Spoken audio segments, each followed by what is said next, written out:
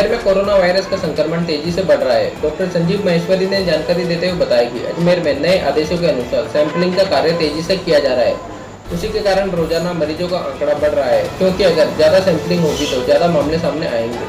साथ ही उन्होंने बताया कि कोरोना वायरस से बचने के लिए अपने घरों से बहुत जरूरी कार्य होने पर ही बाहर निकले और बिना मास्क के अपने घरों से बाहर न निकले। साथ ही जिन लोगों को किडनी, हार्ट और डायबिटीज की परेशानी है, उन लोगों को ज्यादा सावधानियां रखने की आवश्यकता है। देखिए, अभी इन दिनों हमारी जो है ना कोरोना की टेस्टिंग बहुत ज़बरदस्त तरीके से बढ़ाई गई है नए ऑर्डर्स के हिसाब से। तो ये बड़ी सिंपल सी जग जाहिर सी बात है कि जितने ज़्यादा नंबर में हम टेस्टिंग करेंगे उतने ज़्यादा नंबर में हम कोरोना के पेशेंट को आइडेंटिफाई कर पाएंगे। कोरोना का संक्रमण दो तरीके का हो सकता है, एक होता है सिम्टोमेटिक, एक होता है एसिम्टोमेटिक। सिम्टोमेटिक का मतलब ये है कि जिस आदमी को, मरीज़ को तकलीफ़ है, और जिसको तकलीफ़ नहीं है उसको हम कहते हैं एसिम्टोमेटिक। अब जैसे मान लीजिए मेरे घर में किसी को कोरोना हुआ, वो व्यक्ति संक्रमित था, उसको कोई तकलीफ हुई, उन्होंने डॉक्टर को दिखाया, टेस्ट पॉजिटिव आया। अब इसके साथ गवर्नमेंट या महकमा क्या करता है कि घर के सब लोगों के टेस्ट सैंपल लेता है। वो घर के सब लोग स्वस्थ हैं, उनको कोई तकलीफ नहीं है, लेकिन सैंपल लिए जाते हैं उनके, और सैंपल लेके पता लगा उनमें से 5 में से 2 आदमी और पॉजिटिव आ गए।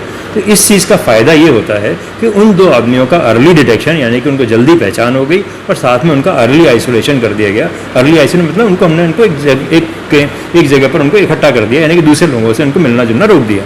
अब इस आइसोलेशन का फ़ायदा हुआ है कि जो कोरोना की जो चेन चलती है 1 से 2, 2 से 4, 4 से 8, 8 से 16, वो वाली चेन हमने उस लेवल पर रोक दी। सबसे इंपॉर्टेंट चीज़ कोरोना की यह है कि चेन ब्रेक करी जाए, और उसका तरीका यही है कि आइडेंटिफिकेशन करके आइसोलेट कर दिया जाए। और अभी तक आप सबको पता है कि कोरोना की कोई स्पेसिफिक ट्रीटमेंट नहीं है, स्पेसिफिक वैक्सीन नहीं है। तो जब तक हमारे पास स्पेसिफिक ट्रीटमेंट, विशेष इलाज या विशेष वैक्सीन नहीं आता, तब तक हमें आइसोलेट करके उस ट्रेन को उसी स्पॉट पर ख़त्म करना है। तो इसी सिलसिले में जैसे नंबर ऑफ़ टेस्टिंग बढ़ी है, उसी सिलसिले में नंबर ऑफ़ पेशेंट भी आइडेंटिफिकेशन बढ़ गए हैं। अब आप लोग थोड़े परेशान हैं कि कोरोना का विस्फोट हो रहा है, ऐसा नहीं है, विस्फोट वाली बात नहीं है। चीज़ें से उभर के सामने आ रही हैं, जो पहले छुपी हुई थी अब उभर के सामने आ रही हैं। और ये अच्छी चीज़ है कि सामने आई, तो कम से कम हमें पता लगा हमारा दुश्मन कितना ताकतवर है। उसी ताकत से हम अपने व्यवस्था, अपनी तैयारी करेंगे उस दुश्मन से लड़ने की। तो आज की जो भी हमारे पास रिपोर्ट आई है, उसमें लगभग मेरे को जितना ध्यान आ रहा है 98 पेशेंट शहर और आसपास के इलाकों के हैं। अब उन 98 में से कितने सीरियस हैं, कितने नहीं हैं, अगले 2-3 घंटे में हमारे पास में भर्ती होने से आएंगे तो हमें पता लग जाएगा। तो वो तो एक तो कहानी ये हुई। अभी जो कोरोना की स्थिति है वो हमारे अस्पताल की, जेएलएन अस्पताल की, हमारे पास 34 पेशेंट पॉजिटिव वार्ड में भर्ती हैं।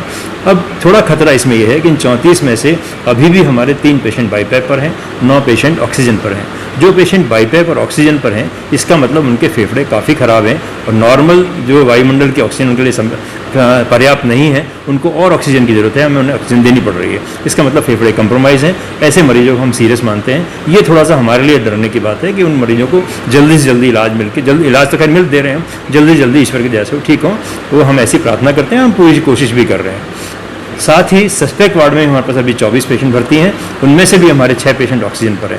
तो अब थोड़े से जो पेशेंट जो बाहर निकल कर आ रहे हैं, रिलेटिवली पहले की तुलना में थोड़े ज़्यादा सीरियस हैं। लेकिन जो हमारा पुराना ऑब्जर्वेशन है, सीरियस वही मरीज़ हैं, या तो उनकी उम्र ज़्यादा है, 65 साल, 70 साल, 75 साल, या फिर उनको कोई ना कोई बीमारी है, विशेष रूप से डायबिटीज़ है। डायबिटीज़ हो, हार्ट की बीमारी हो, सेप्टिसीमिया हो, किडनी की बीमारी हो, ऐसे पेशेंट खतरे में हैं। तो ये बात सबसे बड़ी बात है। तो बार बार मैं आप लोगों के माध्यम से एक जो निवेदन करना चाहता हूँ आम जनता तक, कि 2 बातें आपको ध्यान रखनी है। जो लोग किसी भी तरीके से कोई भी बीमारी से ग्रसित हैं, उनको अपने आप को विशेष सावधान रहने की ज़रूरत है, और अपनी बीमारी को मेटिकुलस कंट्रोल की ज़रूरत है। डायबिटीज़ का कंट्रोल अच्छा रखें, ब्लड प्रेशर का कंट्रोल अच्छा रखें, नियमित दिनचर्या बनाए रखें, और साथ ही साथ अपने दूसरे लोग जो कि रिलेटिवली दूसरे ऐसे लोग हैं जो कि जो शहर में बाहर ज़्यादा घूम रहे हैं, उनसे डिस्टेंस बनाकर रखें या मास्क का प्रयोग करें। ऐसे लोग जो किसी भी बीमारी से ग्रसित हैं, घर में भी मास्क का प्रयोग करें। बिना मास्क के घर में ऐसे सदस्यों से नहीं मिलें जो जिनका अक्सर घर से बाहर आना जाना हो। किसी वजह से अगर आपको घर से बाहर जाना आना है, तो 2 बातें फिर ध्यान रखने की है। पहली बात, जितनी जल्दी अपना काम करके लौट पाएँ लौट जाएं। दूसरी बात, बिना मास्क के 1 मिनट भी घर से बाहर नहीं रहें। और क्लोज एनवायरनमेंट, जैसे कि हम जिस कमरे में बैठे हुए हैं, अगर यहाँ पर एसी चल रहा है तो हर व्यक्ति को हर वक्त मास्क पहनना है। बिल्कुल मास्क कभी नहीं उतारें, क्योंकि ये वायरस इसी एनवायरनमेंट में घूम रहा है और वापस रीसर्कुलेशन से आपके शरीर में अंदर जा सकता है। Minimum possible duration, minimum possible contact और मैक्सिमम पॉसिबल डिस्टेंस, ये 3 मूल मंत्र हैं इस बीमारी से बचाव के। सर क्या मानते हो? व्यवस्था है, हमारे पास में पूरी व्यवस्था है। हमने अभी 100 बेड कोरोना पेशेंट के लिए आरक्षित कर रखे हैं, तो इतने ही करीब हमारे पास पेशेंट रह रहे हैं। साथ में कोविड केयर सेंटर जहाँ पर कि रिलेटिवली माइल्डली सिम्टोमेटिक या एसिम्टोमेटिक की व्यवस्था है वो CMHO साहब संभाल रहे हैं। मेरे ख्याल से उनके पास भी पूरी व्यवस्था है। हमारे पास व्यवस्थाओं की कोई कमी नहीं है, ये मैं आपको सबको अश्योर करना चाहता हूँ।